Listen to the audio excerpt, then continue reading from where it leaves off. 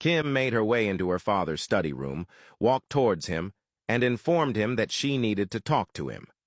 Looking at her, he stated that he had done a lot of talking with her and didn't have the energy to continue. He told her that she should focus on reflecting on her bad character and what she had done. Kim begged him, telling him that she had learned her lesson and realized that what she did was not right. She stated that being on house arrest all this while had taught her to be considerate of her actions. As she was about to continue, her stepsister walked in. Without acknowledging Kim's presence, she walked up to their father and greeted him. Her father's mood lit up when he saw her, asking if she was okay and needed anything.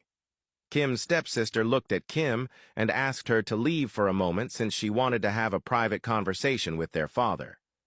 Not wanting to intrude, Kim left and stood outside by the door. She listened as they laughed and joked around. She wished her father could at least show her that kind of love and tenderness. That was all she had ever craved growing up, especially since she had lost her mother as a baby and had no knowledge of what she was like. The only parent she had ever known was her father. As she stood there waiting for them to finish talking, her stepsister walked out, glanced at her, and told her she could go in. Kim went back in and stood before her father, who told her she could continue with what she was saying. She told him that she was now a changed person and that she realized she shouldn't have done what she did. Being locked up had given her time to sit down and reflect on herself. She admitted that she was embarrassed about her actions and stated that she wanted to turn a new leaf and be the daughter he truly wanted.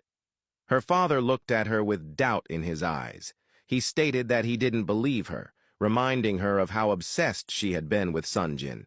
He didn't believe that such an obsession could go away overnight. He told her that he had done risky things to protect her, things that, if they came out, would ruin his entire reputation. Kim looked at him and admitted that she had loved Sonjin since she was a child. But she had just realized that it wasn't good to hold on to that. She was ready to move on and let Sonjin be, believing she could always find someone better, someone who would treat her well and see her worth. Her father kept his eyes on her, not believing a word she was saying.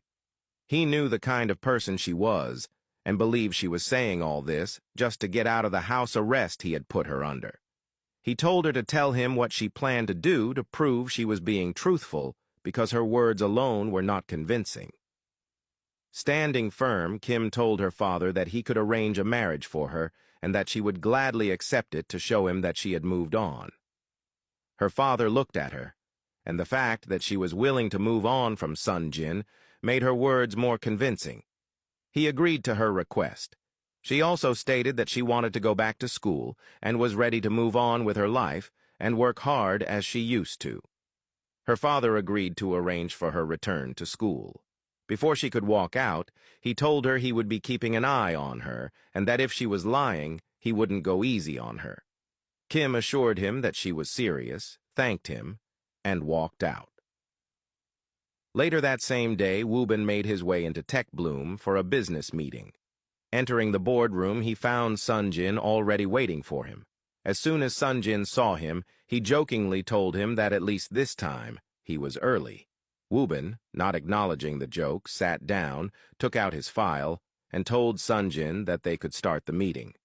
Noticing Woobin's aloof attitude, Sonjin obliged and updated him on the progress of the project. He stated that the returns from the project would start showing in 6 months. Woobin, looking at him, stated that 6 months was too long. He reminded Sonjin that they had spent a lot of money saving Tech Bloom and were promised they would triple their investment in 4 months. That was the timeline they were expecting. Sonjin tried to explain that 4 months was a short period and that they would try to work within that timeline. As he spoke, he showed Woobin their files. As Woobin went through them, Sonjin looked at him, wondering if he was okay since he was acting distant. He made a comment about Woobin's pink hair, saying he thought it was just for the wedding, and was surprised to see him still keeping it. Woobin closed the file, stood up, and told Sonjin that they would allow the 6 months, but it should not exceed that. Sonjin stood up and thanked him for his consideration. Concerned, he asked if everything was okay and if there was anything he could do to help. Woo-bin looked at him coldly and told him that he just needed space and some time to himself.